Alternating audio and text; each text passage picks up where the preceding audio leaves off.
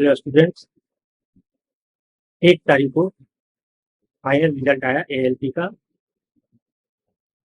और उसी का एनालिसिस, रिजल्ट का एनालिसिस करने के लिए आज हम लोग यहाँ बैठे हैं। तो सबसे पहले तो जिन लड़कों का रिजल्ट निकला उनको बहुत बहुत बधाई, जिनका फाइनल सिलेक्शन हो गया। और जिन लोगों का किसी वजह से फाइनल सिलेक्शन नहीं हो पाया, जैसे मेरिट में नहीं आने की वजह से या फिर साइको के किसी में डिस्क्वालीफाई करने की वजह से, उसके लिए अब आगे की स्ट्रेटेजी कैसे रखनी है, इस पर हम लोग थोड़ी सी चर्चा करेंगे। देखिए, रिजल्ट जितना भी आया है और मेरे पास जो डेटा आया है, जितने लड़कों ने मुझसे ऑनलाइन क्लास लिया था उसी के बेसिस पर और जिन लोगों ने मुझे कांटेक्ट किया, अपना स्कोर कार्ड भेजा है, उसके बेसिस पर मैं एक मोटा मोटी एनालिसिस रखने की कोशिश करूंगा। तो करीब करीब 40% लड़के ऐसे हैं जिनका फाइनल सिलेक्शन हो,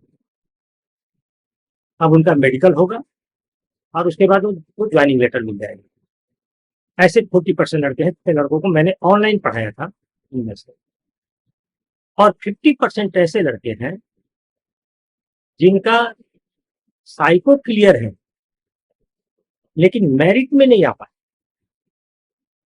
इस वजह से उनका रिजल्ट फाइनल सिलेक्शन के लिए नहीं हो पाया है, लोको पायलट के लिए। अब उनको फिर से तैयारी करनी पड़ेगी। और 10% लड़के ऐसे हैं जो किसी सेक्शन में डिस्क्वालीफाई किए हैं और उसमें भी सबसे ज्यादा मेमोरी के चक्कर में उन्होंने फेल किया है या डिस्क्वालीफाई हुए। और उसके बाद सेकंड नंबर पर है टेस्ट 5, परसेप्चुअल स्पीड टेस्ट में भी डिस्क्वालीफाई किए हैं कुछ लड़के। यानी टेस्ट 2 जो फॉलोइंग डायरेक्शन टेस्ट था, जिसके अंतर्गत वाक टेबल टेस्ट पूछा गया था, उसमें टेस्ट 3 हिडन क्यू और test 4 test of power of observation, इसमें सारे लड़के पास है। 3 टेस्ट में सारे लड़के पास है, लेकिन जो डिस्क्वालीफाई किए हैं उसमें मैक्सिमम मेमोरी में डिस्क्वालीफाई किए हैं और टेस्ट 5 में डिस्क्वालीफाई किए हैं। लेकिन सबसे बड़ी संख्या उन लड़कों की है जो साइको में क्वालिफाई कर गए हैं और फाइनल मेरिट में नहीं आ पाए। ये सबसे दुखद स्थिति है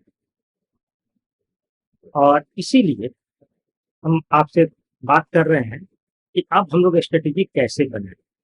क्या आपको साइको के पहले साइको की तैयारी नहीं कर सकते हैं? और साइको से पहले साइको की तैयारी, आपका मतलब सीबीटी 1 सीबीटी 2 के साथ साथ साइको की भी तैयारी करते रहेंगे, तो ये जो इस साइको क्वालिफाई करने के बाद आप नहीं सेलेक्ट हो पाते हैं, ये स्थिति ही नहीं पैदा होगी। अच्छा, एक बड़ी दिलचस्प घटना मैं बताना चाहूंगा आप लोगों को। एक मेरे स्टूडेंट का साइको में डिस्क्वालीफाई हो गया है, लेकिन साइको के क्लास की वजह से उनको बहुत मदद मिली और जेई में, आरआरबी जेई में क्वालिफाई कर। और उन्होंने मुझे मैसेज भी किया कि सर, आपके साइको के क्लास की वजह से ही मेरा ये प्रॉब्लम सॉर्ट आउट हुआ, क्योंकि कभी भी स्ट्रेस का जब सिचुएशन आता है तो मेरा हार्ट बीट बढ़ जाता है, बीपी बढ़ जाता है, गला सूखने लगता है। लेकिन उस समय मेडिकल के दौरान आपके बताए हुए उपाय की वजह से मेरा बीपी बिल्कुल नॉर्मल रहा, हार्ट बीट बिल्कुल नॉर्मल रहा और मैं सिलेक्शन पा गया। यानी अगर आप साइको की ट्रेनिंग शुरू से करते रहते हैं तो कहीं न कहीं किसी न किसी एग्जाम में आपको बेनिफिट मिलने ही वाला है। एक केस और आया है मेरे पास और वो केस है कि फाइनल सिलेक्शन मतलब मेडिकल के लिए सिलेक्शन हो गया है, लेकिन आँख की रोशनी कम हो गई और उन्होंने बहुत जगह से इलाज भी कराया है, लेकिन वहाँ से बेनिफिट नहीं हो पाया है। तो अब आप इस स्थिति से भी बचने की कोशिश करनी है। अब ये भी एक दुखद स्थिति है कि आप सीबीटी 1 सीबीटी 2 और साइको सब क्वालिफाई कर गए और मेडिकल के लिए भी आप सेलेक्ट हो गए और मेडिकल में जाकर आप क्वालिफाई नहीं कर पा रहे हैं। वहां पर आपको प्रॉब्लम आ जाता है, आपको दिक्कत आ जाती है आँख की रोशनी में या किसी चीज में। तो क्यों नहीं शुरू से ही आँख के ऊपर भी काम करें, माइंड के ऊपर काम करें और प्रैक्टिस करें, ताकि रिजेक्शन किसी भी स्टेज पर नहीं हो। और इसके लिए हम लोग को एक साथ लगा रहना पड़ेगा तीनों चारों चीजों के लिए कि किसी भी स्टेज में हम लोग डिस्क्वालीफाई नहीं करें और फाइनल सिलेक्शन आपका हो जाए। तो हम कुछ आई एक्सरसाइज पर डिस्कस करेंगे, कुछ सप्लीमेंट के बारे में हम लोग बात करेंगे जिससे आपकी आँख की रोशनी बनी रहे। आँख की रोशनी को बने रहने के लिए क्या क्या करना है, तो सीबीटी 1 की जब तैयारी स्टार्ट करेंगे उसी समय से इन सबों पर हम लोग काम करना शुरू कर देंगे। तो मेरा विश्वास है कि आपका फाइनल रिजल्ट डेफिनेटली होगा 100%।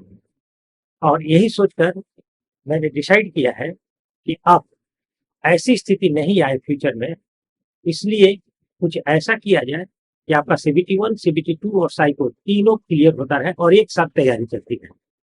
और इसके लिए हम लोगों ने जो स्ट्रेटेजी बनाई है और जो एक पैटर्न तैयार किया है, उसको लेकर हम बहुत जल्दी आपके पास आएंगे। और सबसे ज़्यादा आपको परेशानी ट्रेड में हुई है और उस ट्रेड की परेशानी को हम कैसे सॉर्ट आउट करेंगे, इस पर भी हम डिस्कस करेंगे। आपसे रिक्वेस्ट है कि हमारे चैनल से जुड़े रहिए और अपनी तैयारी को और ज़्यादा बूस्ट करने के लिए और स्ट्रॉन्ग करने के लिए आप हमारे चैनल को फॉलो कीजिए और हमसे अपने प्रॉब्लम को डिस्कस जरूर कीजिए। हेजिटेट नहीं करिए, अपनी समस्याओं को लिखने में हेजिटेट नहीं करिए। कुछ लड़कों ने तो क्लास भी नहीं ज्वाइन किया था, सिर्फ अपना प्रॉब्लम को डिस्कस करते थे और चैटिंग से उनको हम लोगों ने गाइड किया था और वो लड़के भी क्वालिफाई किए। आगे हम और स्ट्रेटेजी बेहतर बनाएंगे हम लोग आपके सहयोग से। आपको क्या-क्या प्रॉब्लम आ रही है, ये हमारे साथ डिस्कस कीजिए और हम लोग कोशिश करेंगे कि आगे आने वाले किसी भी एग्ज़ाम में आप डेफ़िनेटली क्वालिफ़ाई करें। इसके लिए आप अपने माइंड को कैसे तैयार करेंगे, आपका मेंटल स्टेटस कैसे इसके लिए चेंज करेंगे, इन सभी पर हम लोग डिस्कस करते रहेंगे कंटिन्यू। ऐसा नहीं कि जब साइको निकलेगा तभी हम लोग आपस में मिलेंगे, तो फिर ये परेशानी आपकी बनी रहेगी। तो परेशानी को समाप्त करने के लिए माइंड ट्रेनिंग ज़रूरी है, माइंड प्रोग्रामिंग ज़रूरी है। तो सीबीटी 1, सीबीटी 2 के लिए भी माइंड प्रोग्रामिंग करना है और साथ ही साथ हम लोग साइको के लिए भी प्रोग्रामिंग करते रहेंगे और एक ही साथ इनको कैसे हम लेकर के चलें कि आगे किसी भी एग्ज़ाम में प्रॉब्लम का सामना नहीं कर सकें। तो बहुत जल्दी हम लोग फिर मिलेंगे और चर्चा करेंगे आपके बेहतर फ्यूचर के लिए, आपकी सफलता के लिए हम लोग क्या-क्या कर सकते हैं। धन्यवाद। Thank you very much. और उन सभी लड़कों को जिन लोगों ने फाइनल क्वालिफाई कर लिया मेडिकल के लिए, उनको शुभकामनाएँ।